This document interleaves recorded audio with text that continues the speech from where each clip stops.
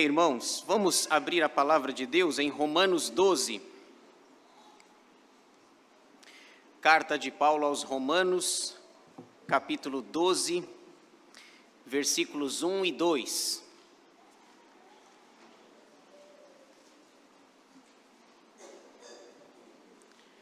Romanos, capítulo 12, versículos 1 e 2. Lido o texto, eu peço que os irmãos mantenham a sua Bíblia aberta para a exposição dessa passagem da Escritura. Diz assim a palavra do Senhor: Rogo-vos, pois, irmãos, pelas misericórdias de Deus, que apresenteis o vosso corpo por sacrifício vivo, santo e agradável a Deus, que é o vosso culto racional. E não vos conformeis com este século, mas transformai-vos pela renovação da vossa mente, para que experimenteis qual seja a boa, agradável e perfeita vontade de Deus. Amém. Vamos orar? Senhor nosso Deus e nosso Pai, nós te damos graças por esse dia que é teu, domingo, dia do Senhor, dia de estarmos na tua casa, louvando o teu nome, te adorando, te bendizendo. Te agradecemos, ó Deus, por esse culto, pelas orações que já foram entoadas, pelos louvores que já foram cantados. E nesse instante, ó Pai, pedimos que o Senhor fale conosco, que o Senhor aquiete a nossa mente, o nosso coração, para que ouçamos a tua voz por meio da tua palavra, que sejamos edificados, que cresçamos em graça, em conhecimento diante do Senhor, que sejamos instruídos por ti. E que nós estejamos, ó Pai, com a nossa mente voltada para esse pequeno trecho das Escrituras, mas tão rico, e que o Senhor desvie da nossa mente qualquer pensamento que não esteja voltado para a Tua palavra. Ilumina-nos, ó Deus, com o Teu Santo Espírito, desvenda os nossos olhos, como pediu o salmista, para que contemplemos as maravilhas da Tua lei. Nós oramos agradecidos em nome de Jesus. Amém. Como viver a vida cristã? Esse é o tema que eu gostaria de tratar com os irmãos nessa noite. Como viver a vida cristã? O Senhor Jesus disse certa vez lá em João 17, aliás, esse é um texto bastante conhecido nosso. João 17 trata sobre a oração sacerdotal de Jesus, aonde ele orou pelos seus primeiros discípulos, os 12 que andavam com ele, como também ele orou por nós. Se você ler João 17 com atenção, você vai perceber que nós também estamos inclusos naquela oração. Jesus disse que ele orava não apenas por aqueles 12, mas por todos aqueles que viriam a crer no futuro. E nessa belíssima oração sacerdotal de Jesus, lá em João 17, no versículo 16 ele diz: eles não são do mundo, como também eu não sou. Repetindo, eles não são do mundo, como também eu não sou. Isso significa que devemos ter um estilo de vida diferente aqui na terra. Nós estamos aqui de passagem. É o apóstolo Pedro quem vai dizer nas suas cartas que nós somos forasteiros, peregrinos e passageiros aqui nessa terra.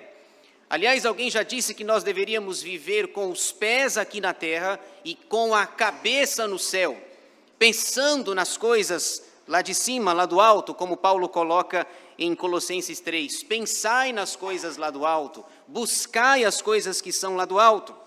A nossa casa permanente não é aqui. Estamos de passagem, como eu falei. No entanto, enquanto nós ainda moramos aqui, enquanto nós ainda residimos aqui, nós temos o desafio de sabermos viver de uma forma que agrada a Deus, que glorifica o nome do Senhor. É preciso ter uma consciência clara, uma cosmovisão muito clara e definida de como deve ser a sua vida e a minha vida, enquanto peregrinos e forasteiros que somos nessa terra. Pensando nisso, então, eu gostaria de tratar com vocês sobre esse tema: como viver a vida cristã. É preciso termos uma consciência clara de como é que a gente vive como cidadãos aqui desse nosso país. O texto que lemos apresenta algumas verdades importantes e esclarecedoras a esse respeito. Esse é um texto bastante conhecido nosso. Você provavelmente o conhece, sabe de cor, apenas 2 versículos, mas é um texto conhecido, pequeno e extremamente profundo. Eu fico impressionado como Paulo conseguiu dizer tanta coisa em 2 versículos. Vocês vão ver o tanto de coisa que nós vamos extrair dessa passagem da Escritura. 2 versículos.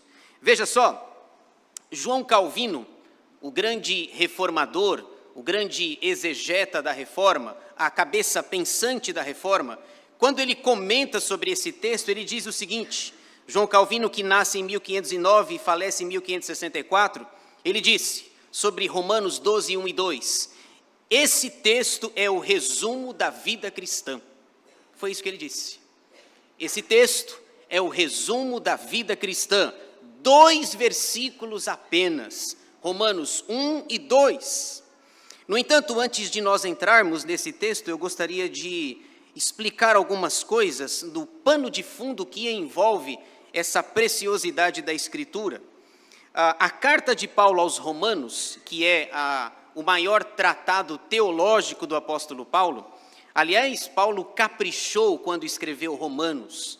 Ele coloca assuntos difíceis, complicados. Nós temos aqui o melhor da teologia paulina nessa carta.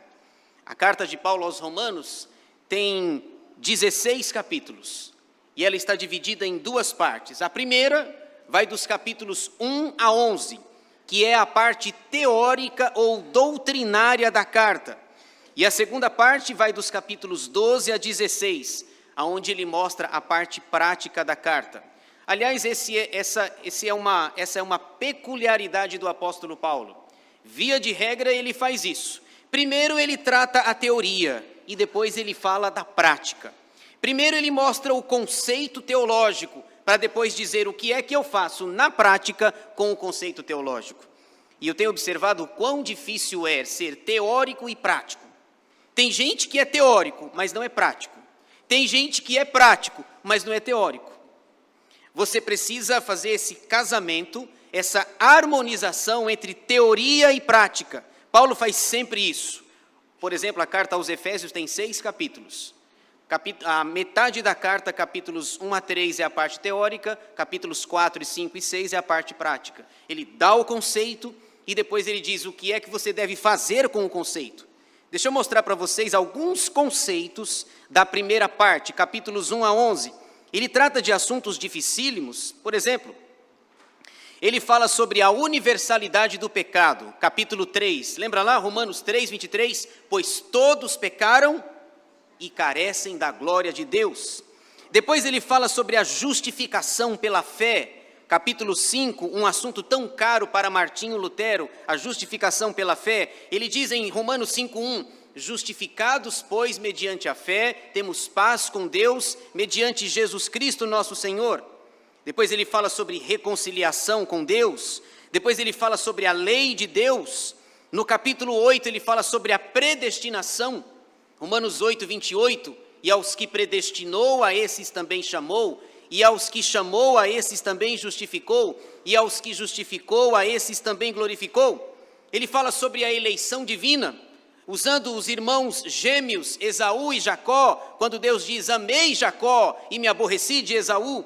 Também ele fala sobre a soberania de Deus, quando ele diz no capítulo 9, foi para isso que eu levantei Faraó, para mostrar o meu poder, a minha glória, a minha fama. Faraó vai ver e vai saber quem sou eu. Capítulos 1 a 11 é a parte teórica. O nosso texto, ele é a divisória do nosso texto, no capítulo 12, versículo 1, é exatamente, ele termina a parte conceitual e agora vai para a parte prática. Em outras palavras, é como se ele estivesse dizendo, eu vou mostrar para vocês agora o que é que vocês devem fazer, como vocês devem aplicar os capítulos que eu acabei de ensinar, capítulos 1 a 11.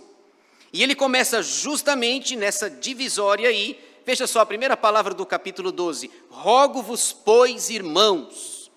Esse rogo-vos, pois, irmãos, é mediante toda essa conceituação que eu falei para vocês, diante de todas as doutrinas que eu ensinei, rogo-vos, pois, irmãos. 12:1 é exatamente a parte prática da carta.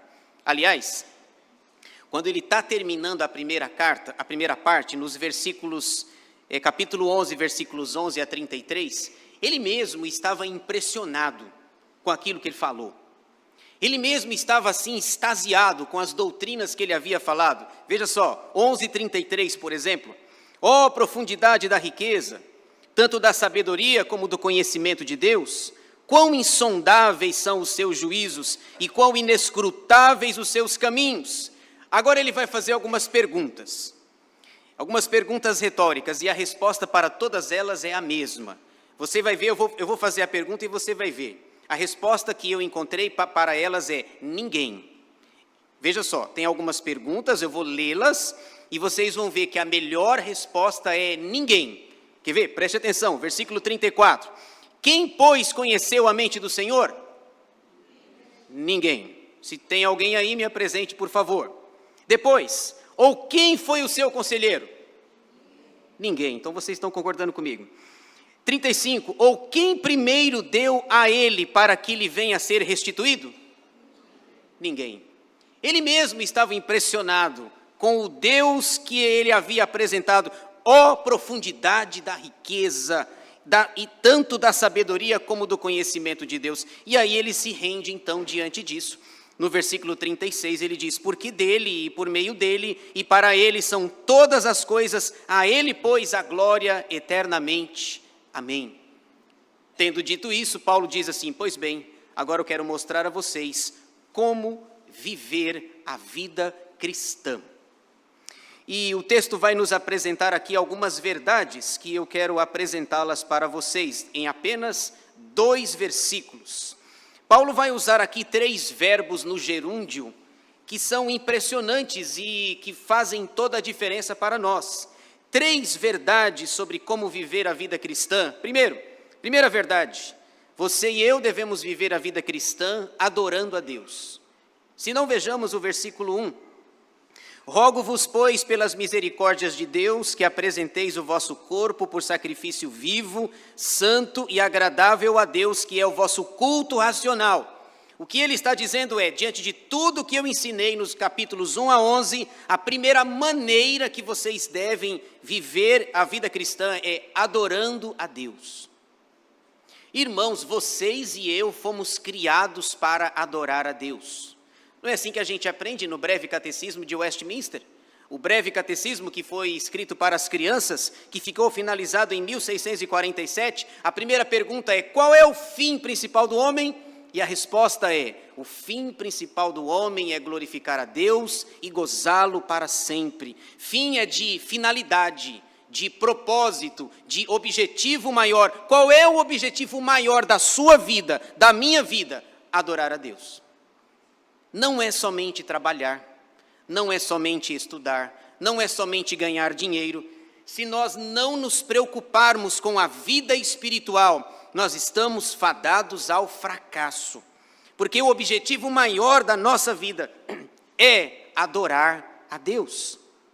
Veja só, ele diz, rogo-vos, pois, irmãos. E não é apenas um pedido, um simples pedido, é um rogo, uma súplica. Ele não diz, peço-vos. Essa palavra rogo-vos, ela está colocada aqui com mais intensidade, com mais ênfase. É um pedido forte diante de tudo aquele que ele havia falado. E ele diz, o meu rogo, a minha súplica. Na verdade, quando a gente usa essa palavra rogo, eu rogo a você, é porque geralmente a situação é mais complicada. Porque se não é tão complicado, a gente usa peço. Peço a vocês, o meu pedido, não, aqui é a minha súplica, o meu rogo a vocês é que vocês adorem a Deus. Ele diz, e eu faço isso pelas misericórdias de Deus. Observem que a palavra misericórdia está no plural, geralmente ela aparece no singular. Por exemplo, no Salmo 136 tem aquele versículo em que todos os versículos do Salmo terminam falando da misericórdia de Deus. Olha, vocês devem render graças ao Senhor, porque a sua misericórdia dura para sempre. Aqui não, ele usa o plural, a misericórdias no plural, apontando para a bondade de Deus, para a suprema bondade de Deus. O meu rogo, a minha súplica é para que vocês adorem a Deus, louvem ao Senhor. E ele diz, para que vocês apresenteis o vosso corpo por sacrifício vivo. Essa ideia de apresentar o corpo como sacrifício vivo é uma figura do Antigo Testamento. O que ele tem em mente é a adoração dos adoradores veterotestamentários. É como o povo lá do Antigo Testamento adorava a Deus, através de sacrifícios de louvor e adoração ao Senhor. Ele diz que apresenteis o vosso corpo por sacrifício vivo. É a ideia dos animais, lembra disso? Lá no Antigo Testamento, quando o adorador chegava, eles se compareciam diante dos levitas, do sacerdote, com o seu animal, com o seu bichinho, com a pombinha, com a rolinha para quem fosse pobre, ou com aquele cordeiro macho, branco, 1 ano, sem defeito. Eles adoravam a Deus. E veja que, na verdade, ele está fazendo um contraste. Olha, agora no Novo Testamento, nós não precisamos mais trazer os animais. Já pensou você chegando aqui na igreja? A igreja aqui é grande, né? Já pensou cada um trazendo o seu animal? Oh, com licença. O meu bode bateu no seu aí e tal. Já pensou um negócio desse? Todo mundo, a pessoa trouxe uma rolinha, uma pombinha lá. Então você, esse aqui é mais pobre. Ele não conseguiu trazer um cordeiro de 1 ano. Aliás, eu sempre falo, né? Pecar no Antigo Testamento não era um bom negócio. Pecar era caro. Toda vez que você pecava, vamos supor, você tinha lá 100 animais no seu curral. Pecou, tem que matar um. Aí depois você foi visitar um seu parente 1 ano depois, ele fala, só tem 25 animais agora no curral? O que aconteceu com os outros 75? Tive que matá-los. 75 pecados? É melhor você parar de pecar. Então, pecar no Antigo Testamento, além de ofensivo a Deus, era caro, porque você tinha que oferecer um animal. O que Paulo está fazendo aqui é um contraste da adoração, entre a adoração veterotestamentária com a adoração neotestamentária. Agora, você não precisa mais trazer o animal. Agora, você traz a si mesmo. Olha o contraste aqui, o sacrifício vivo. Lá era morto, certo? O animal era morto. Aqui é vivo, porque é você mesmo. Lá era santo, e agora, lá deveria ser uma oferta santa. Aqui, agora é você que é santo. Agora é você mesmo. Quando Pedro vai dizer na sua primeira carta, sede santos, porque eu sou santo. Depois, agradável, é vivo, santo e agradável a Deus. Agradável é como Deus determinou, como Deus deseja, como Ele quer. O culto, nós não temos a autoridade, nós não podemos mudar os preceitos divinos relacionados ao culto. Lembra lá Levítico 10, os filhos de Arão, Nadab e Abiú? Eles ofereceram fogo estranho no altar do Senhor e foram fulminados diante do Senhor. E o pior, Deus falou assim, Moisés, fale para Arão que ele não pode chorar. Como assim? Perdeu 2 filhos no incêndio. Os seus 2 filhos, Nadab e Abiú, foram mortos. Eu não quero você com semblante de choro, eu não quero você triste, porque vocês violaram o culto. Sacrifício vivo, santo e agradável a Deus, que é o vosso culto racional. Culto racional, na língua original, a língua grega, é culto logiquem. É um culto com lógica. A lógica é fantástica. A lógica é uma bênção na nossa vida.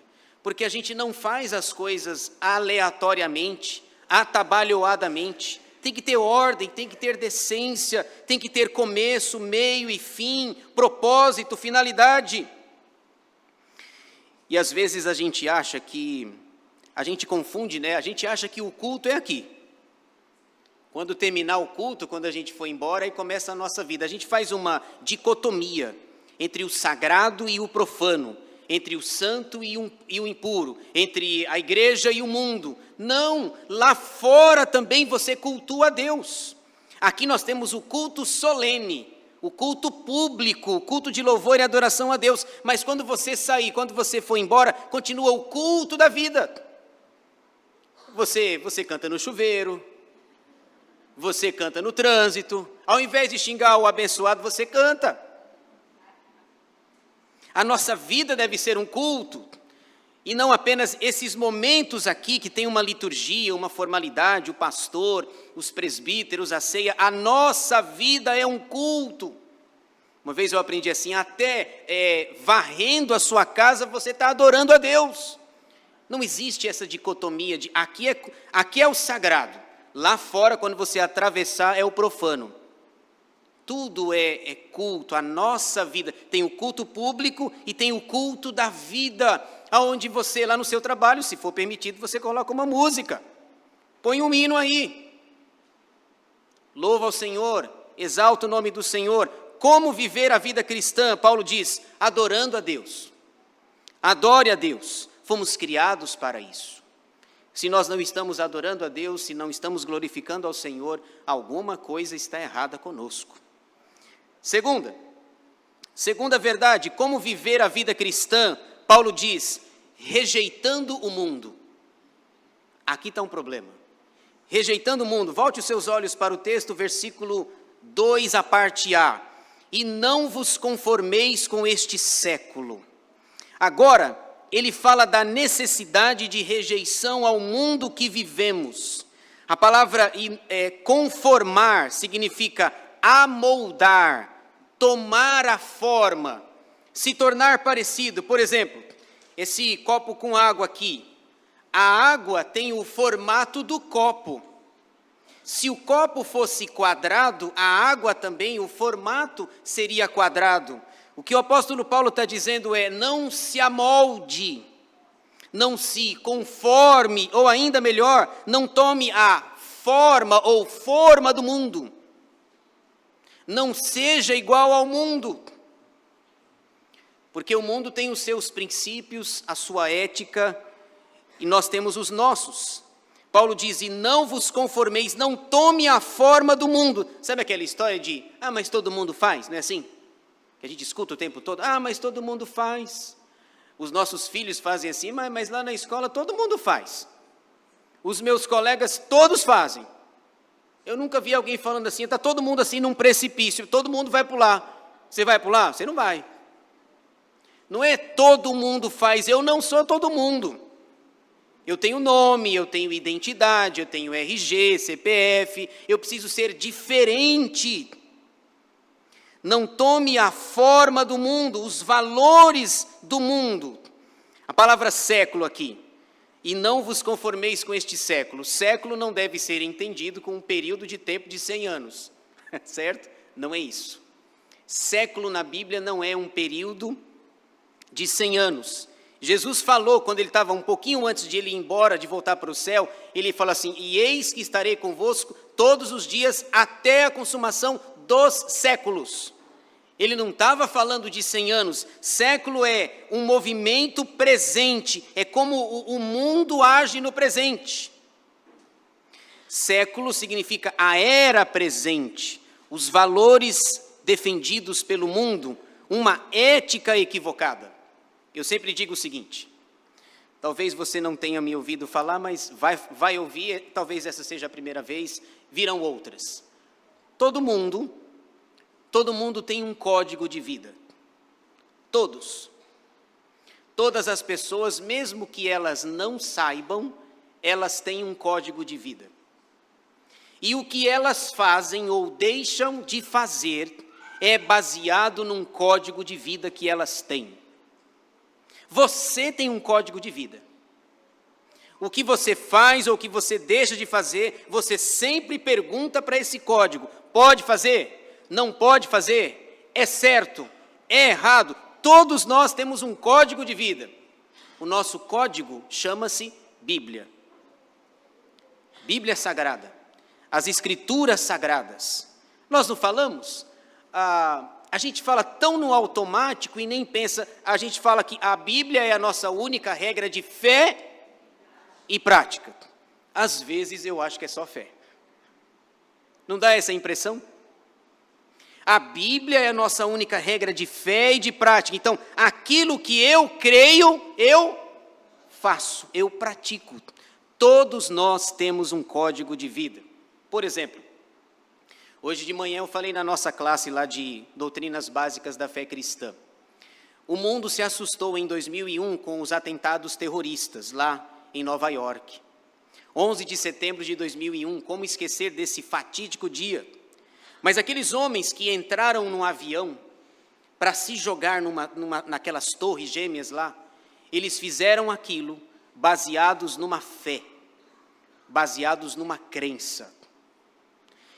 Foram convencidos a entrar no avião, pilotar aquele avião e se jogar naquelas torres, se matando e matando milhares de pessoas e chocando o mundo, mas elas fizeram aquilo, foi de graça, não, fizeram aquilo porque o código de vida deles dizia que se fosse feito aquilo, eles seriam abençoados.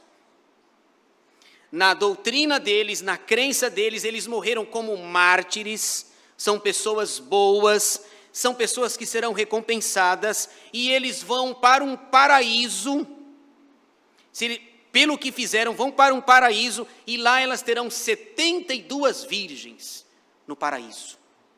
Isso não é de graça, não.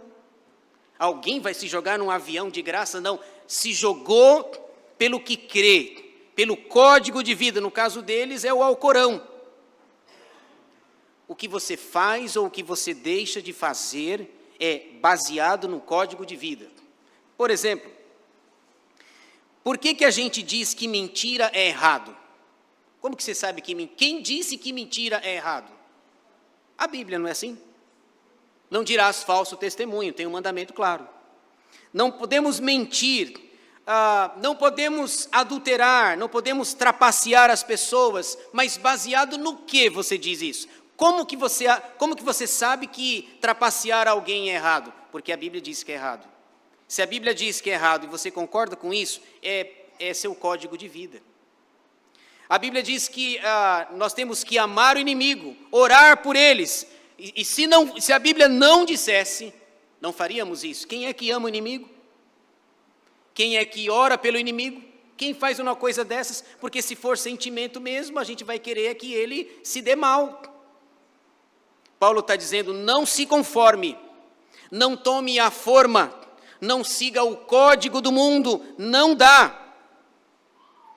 O apóstolo João escreve isso com muita clareza, lá em 1 de João 2, versículos 15 e 16, o apóstolo João diz, 1 de João 2, 15 e 16, você deve conhecer, não ameis o mundo, nem as coisas que há no mundo.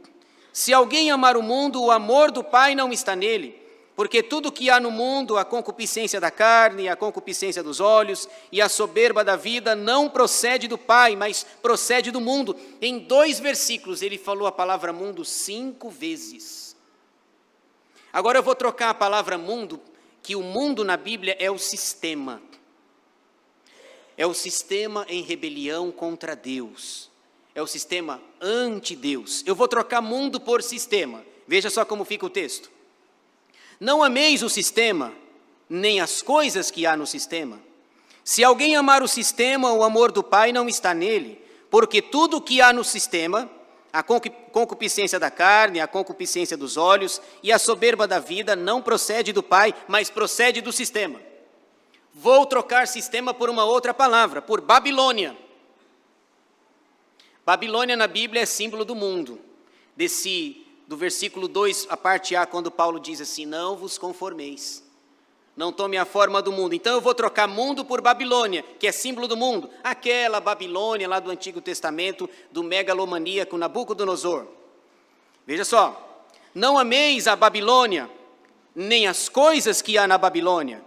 Se alguém amar a Babilônia, o amor do Pai não está nele, porque tudo que há na Babilônia, a concupiscência da carne, a concupiscência dos olhos e a soberba da vida não procede do Pai, mas procede da Babilônia. Mundo, sistema, Babilônia. Paulo diz: não amem, não se conformem com este século. Como é que a gente vive a vida cristã? Rejeitando o mundo, rejeitando o sistema do mundo.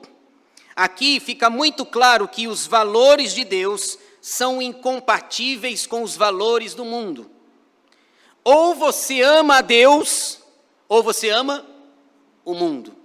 As duas coisas não dá. Ou você ama a Deus, ou você ama o mundo. Porque uma coisa é uma coisa, e outra coisa é outra coisa. A teologia é rasa, mas é verdadeira. São amores excludentes.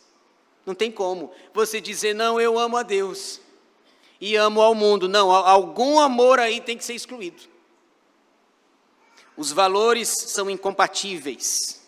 Devemos rejeitar o mundo e não nos amoldarmos com a forma do mundo. Quando nós estamos no nosso trabalho, na nossa escola, no ambiente externo, fora do ambiente de culto, de igreja, no seu trabalho, você precisa ser diferente.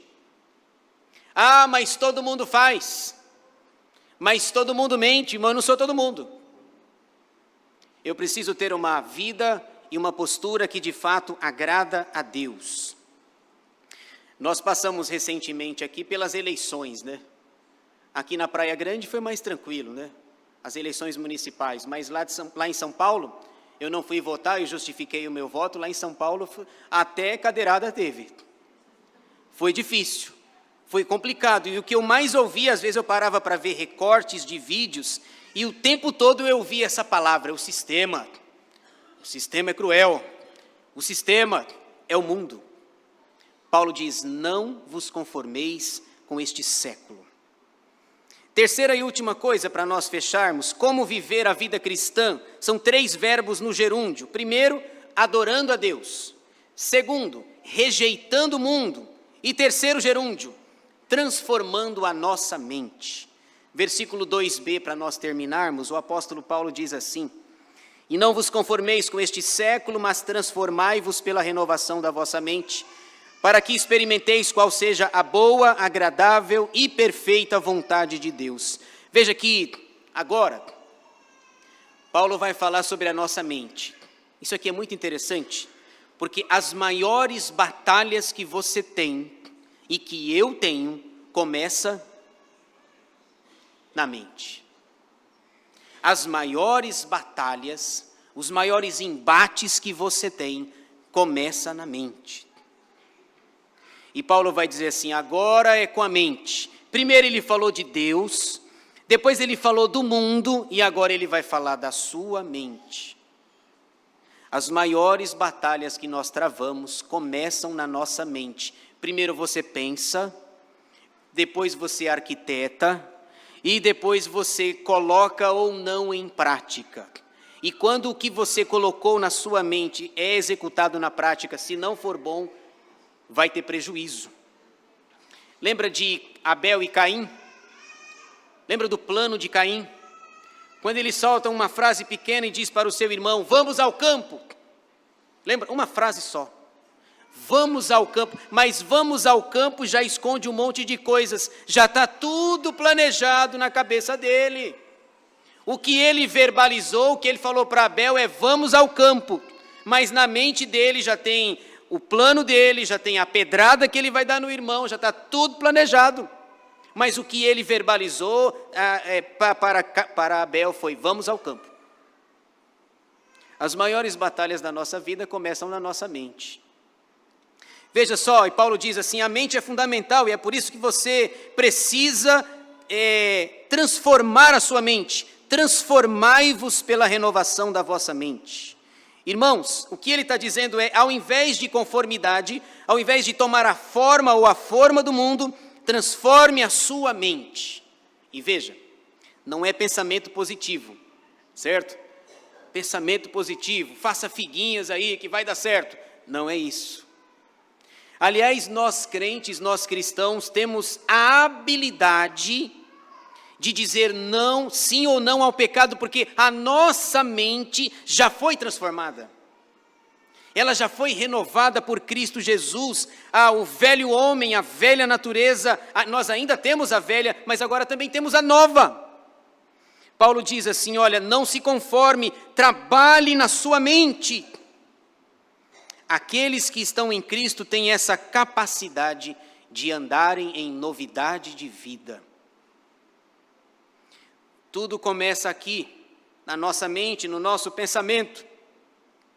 Paulo diz lá em 2 Coríntios 5,17, e assim, se alguém está em Cristo, é nova criatura, as coisas antigas já passaram, eis que se fizeram novas. Se alguém está em Cristo, é nova criatura, tem uma nova mente, uma mente renovada, transformada pela graça de Deus, o nosso Senhor. Somos novas criaturas. Paulo diz 2 versículos, em 1 Coríntios e em 2 Coríntios, de pessoas que não têm essa capacidade porque a mente não foi renovada. Deixa eu citar esses 2 versículos. 1 Coríntios 2,16, Paulo diz que o homem natural não aceita as coisas espirituais, porque elas se discernem espiritualmente. O homem natural é aquele que não teve a sua mente transformada. E ele piora a situação desse homem natural, segundo aos Coríntios 4,4, Paulo diz, Satanás, o Deus deste século, cegou o entendimento dos incrédulos, para que a luz do Evangelho não brilhe e não resplandeça neles. Homem natural, mente cega, tudo cego, Satanás cegou, mas nós não somos homens naturais. 1 Coríntios 2,15, Paulo diz do homem espiritual, mas o homem espiritual julga todas as coisas e ele mesmo não é julgado por ninguém. A nossa mente foi transformada pelo nosso Senhor. Devemos oferecer o nosso corpo e a nossa mente como um exercício, como algo espiritual para Deus. Como eu falei agora há pouco, a gente não traz mais os animais. Você não traz os bichinhos ao vir para a igreja. Você traz você. Lá, eles ofereciam o melhor animal para Deus. Aqui, você oferece você mesmo.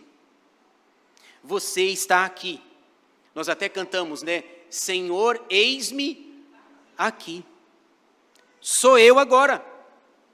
Não é mais o bichinho, não é mais o animal, agora sou eu. Você está aqui, eu estou, nós viemos aqui dizendo, Senhor, aqui está o nosso culto, a nossa adoração, o nosso louvor a Deus. Você não veio aqui porque não tinha algo melhor, não quis ficar em casa lá. Você veio aqui porque você entende que nós existimos para adorar a Deus.